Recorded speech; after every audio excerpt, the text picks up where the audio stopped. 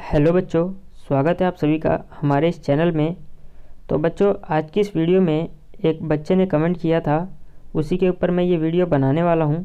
तो कमेंट में कुछ ऐसा लिखा था कि उसको पैराग्राफ और लॉन्ग आंसर याद करने में दिक्कत हो रही थी। तो इसीलिए मैंने आज ये वीडियो बनाई है और आज की इस वीडियो में मैं आपको बताऊँगा कि आप लॉन्ग आंसर कैसे याद कर सकते हैं। जो लॉन्ग आंसर होते हैं वो याद करने तो मुश्किल होते हैं, लेकिन इस वीडियो में मैं आपको आसान तरीका बताऊंगा जिससे कि आप लंबे समय तक उसे याद रख सकते हैं। तो चलिए सीख लेते हैं कि ये ट्रिक कौन सी है और कौन से तरीका है जिससे आप ये जितने भी लॉन्ग आंसर क्वेश्चन या फिर पैराग्राफ है उसे आसानी से आप याद कर सकते हैं। तो उससे पहले मैं आपको बता दूं कि आज से हमारी एक नई सीरीज़ चालू होने वाली है जिसमें मैं आपको आपके पेपर के बारे में और उसके प्रैक्टिस के बारे में बताऊँगा। तो अगर आप भी इस सीरीज़ से जुड़े रहना चाहते हैं तो प्लीज़ हमारे इस चैनल को सब्सक्राइब कर लीजिएगा और सब्सक्राइब के बाद बेल आइकन को भी दबा दीजिएगा।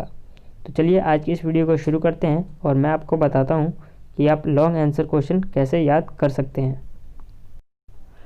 तो बच्चों, ट्रिक को स्टार्ट करने से पहले मैं आपको बता दूं कि आज से जो हमारी सीरीज़ चालू होने वाली है उसमें मैं आपको क्या क्या करवाने वाला हूँ। तो जो आज की सीरीज़ की जो पहली वीडियो है इसमें तो मैं आपको बताऊंगा कि आप जो लॉन्ग आंसर होते हैं उन्हें कैसे याद कर सकते हैं। इसके बाद जो हमारी वीडियो आएगी वो आएगी कि आप अपने टाइम को कैसे मैनेज कर सकते हैं। मान लीजिए आपके पास अभी 4 महीने दिए गए हैं, तो इस 4 महीने को आप कैसे मैनेज करके आप अच्छा से अच्छा रिज़ल्ट ला सकते हैं। तो उसके बारे में भी मैं आपको इससे नेक्स्ट वीडियो में बताऊँगा। तो आज की ये वीडियो है वो सिर्फ लॉन्ग आंसर के ऊपर है, तो इसीलिए चलिए मैं आज आपको ये एक्सप्लेन कर दूं कि कैसे आप इसे याद रख सकते हैं। तो फ्रेंड, लॉन्ग आंसर के तौर पे मैंने यहाँ पर एक डिफ़ाइन ली है जो कि लगभग 4 से 5 लाइन की है, ठीक है। और मैं इस डिफ़ाइन को शॉर्ट करके और आपको लर्न करके बताऊँगा और आप भी ध्यान से देखिएगा कि ये होता कैसे है, ठीक है। क्योंकि जो मैं यहाँ पे बताऊँगा वो बेहद ही इम्पोर्टेंट बताने वाला हूँ, तो प्लीज़ आप ध्यान ज़रूर दीजिएगा। तो देखिए यहाँ पर लिखा है well defined body of knowledge, ठीक है। एक ये डिफ़ाइन है किसी चीज़ की, उसके आगे लिखा है well defined body of knowledge, ठीक है। और इसके आगे कुछ पैराग्राफ में लाइन में लिखा गया है, ठीक है। अब देखते हैं इसमें क्या लिखा है। In every profession there is a practice of systematic body of knowledge.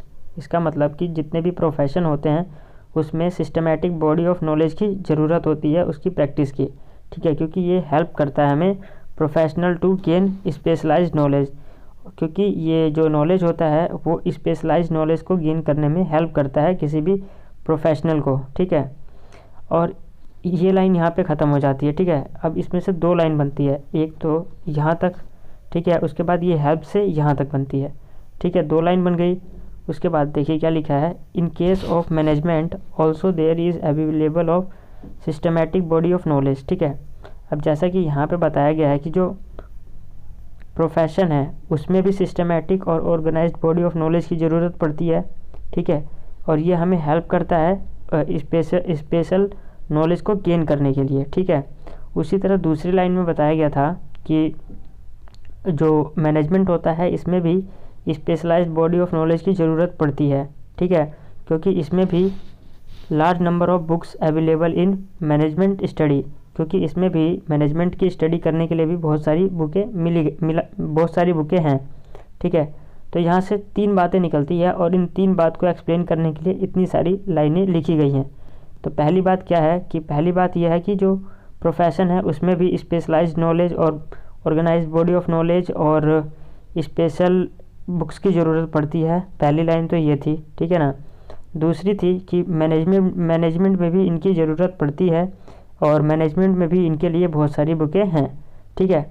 तो इसमें कंपेयर करना था, ठीक है। और कंपेयर करने के लिए यहाँ पर इन्होंने 5 लाइनें लिख दी हैं, ठीक है। अब इसी सब चीज़ों को मैं आपको शॉर्ट करके बताऊँगा। अब देखिए, अगर ये याद किया जाए तो भूल भी सकते हैं और ज़्यादा टाइम भी लगेगा इनको याद करने में। अगर हम क्या करें कि इसको जल्दी से हम याद कर लें, वो मैं आज आपको बताने वाला हूँ, ठीक है। तो ये लाइन आप स्क्रीनशॉट ले लीजिए और जो अब मैं बताने वाला हूँ, जो लिखवाने वाला हूँ, उसको भी मैच करिएगा, क्योंकि दोनों बिल्कुल सेम होने वाला है। और ये आपको बड़ा लग रहा होगा लेकिन वो आपको बहुत ही छोटा लगेगा, ठीक है। तो प्लीज़ इसको एक बार स्क्रीनशॉट ले लीजिए, ठीक है। और मैं आपको जो अभी एक्सप्लेन करने वाला हूँ उसको भी आप ध्यान से देखिएगा। तो अब ये देखिए यहाँ पर भी लिखा गया है well defined body of knowledge, ठीक है, वही वाली हेडिंग है। और देखिए यहाँ पर मैंने क्या किया है कि वो जो पैराग्राफ था उसको मैंने 3 पार्ट में डिवाइड कर दिया है। 3 पार्ट में डिवाइड करने से ये फ़ायदा हुआ है कि जो भी हमारा आंसर है वो लाइन टू लाइन हमने आंसर दे दिया है, ठीक है। इससे क्या फ़ायदा हुआ कि जो चेक करेगा इस आंसर को, जो चेकर होगा इस आंसर को जो चेक करेगा वो भी लाइन टू लाइन चेक करके और नंबर दे देगा आपको, उसको भी आसानी होगी, ठीक है। अब दूसरा फ़ायदा ये हुआ कि आपको उतनी बड़ी लाइनें और वो सब मैच करके लिखने की ज़रूरत नहीं थी, सीधा आप लाइन टू लाइन और टॉपिक टू टॉपिक आंसर दे सकते हैं। देखिए यहाँ पर क्या लिखा है, in profession there is a systematic body of knowledge. जो प्रोफेशन होता है उसमें भी सिस्टमेटिक बॉडी ऑफ नॉलेज की ज़रूरत होती है। अब देखिए in case of management also there is availability of systematic body of knowledge. जो मैनेजमेंट होता है उसमें भी सिस्टमेटिक बॉडी ऑफ नॉलेज की ज़रूरत होती है, और इसके लिए बहुत सारे large number of books available in management study. इसके लिए मैनेजमेंट स्टडी में बहुत सारी बुकें दी गई है। जो चीज़ वहाँ लिखी थी वही चीज़ यहाँ लिखी है, बस वहाँ ऐसा था कि एक पैराग्राफ में था और यहाँ पर ऐसा है कि 3 पॉइंट बना दिए गए हैं, उस पैराग्राफ के 3 पॉइंट बना दिए गए हैं। तो अब देखते हैं इससे सीखने को क्या मिला। तो मैं आपको बता दूं, इससे सीखने को ये मिला कि आपके पास जो भी पैराग्राफ है उसमें क्या कीजिए आप कि उस पैराग्राफ में कहीं ना कहीं देखिएगा फुल स्टॉप होगा, ठीक है। जहाँ पे वो लाइन ख़त्म हो रही होगी वहाँ पे फुल स्टॉप होगा, तो वहाँ पे समझ लीजिए कि इस फुल स्टॉप से पहले क्या लाइन दी गई है और इसमें क्या बताया गया है, ठीक है। और उस लाइन को आप एक पॉइंट में लिख लीजिए, उसके बाद नेक्स्ट लाइन पढ़िए और वहाँ पे जहाँ पे पॉइंट आ रहा है नेक्स्ट लाइन के बाद उस लाइन को पढ़िए और ये समझिए कि उस लाइन में लिखा क्या है, ठीक है। क्योंकि जब तक आप समझेंगे नहीं, जब तक आप अपने उस लाइन को एक्सप्लेन नहीं कर पाएंगे। रटने से क्या होगा कि आप आज तो लिख लेंगे लेकिन आने वाले समय में 2-4 दिन में भूल जाएंगे अगर आप रिपीट नहीं करते हैं। तो अगर आप समझ जाते हैं तो उस चीज़ को आसानी से आप लिख सकते हैं, ठीक है। तो इसीलिए मैं कह रहा हूँ कि पहले उस लाइन को पढ़िए और समझिए और उसके बाद अपनी लैंग्वेज में, जैसे यहाँ पर एक बच्चे ने जैसे यहाँ पर अपनी लैंग्वेज में उसी वर्ड को, उसी लाइनों को लिख दिया है, ठीक है, उसी तरह आप भी यहाँ पर लिख सकते हैं, ठीक है। तो समझना बेहद ज़रूरी है, चाहे वो बड़ा पैराग्राफ हो चाहे छोटा पैराग्राफ हो, इससे मतलब नहीं पड़ता, आपको बस वो चीज़ समझ में आनी चाहिए।